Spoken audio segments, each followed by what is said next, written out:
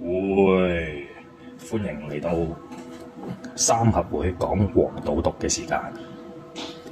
揾3場玩下咯。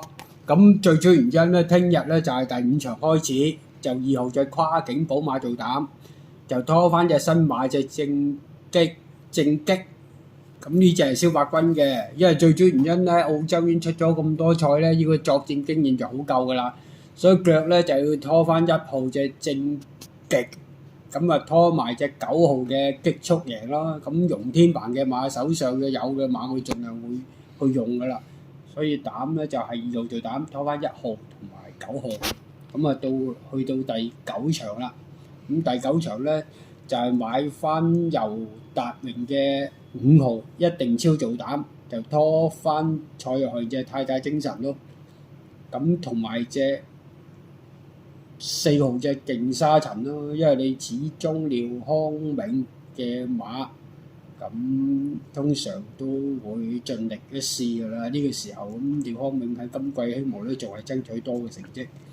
咁呢場咧就係5號做膽，拖翻1號太太精神，就拖埋隻4號隻勁沙塵咯。咁再去到第11場啦，咁第11場咧就都係贏開嘅馬就要留意啦。咁最主要原因咧就呢場馬咧我就都係買翻神池㗎啦，咁1號做膽啦，就拖翻潘頓嘅彭財，咁拖埋隻何好運，因為廖康美呢個馬主啱啱轉過嚟，呢啲鬥志咧就唔使懷疑㗎啦，一定係盡力去砌幫呢個馬主，即係好運係馬主，咁盡力一試。咁呢場馬咧就1號做膽神池，就拖翻隻彭財，再拖埋隻可運。咁即係希望過埋呢3關咯，聽日可以喺季尾之前，因為而家跑到季尾呢段時間咧，好多馬贏緊嘅馬就差唔多啦。咁有啲側身嘅馬，有實力嘅馬會繼續希望交多1-2場頭馬咯。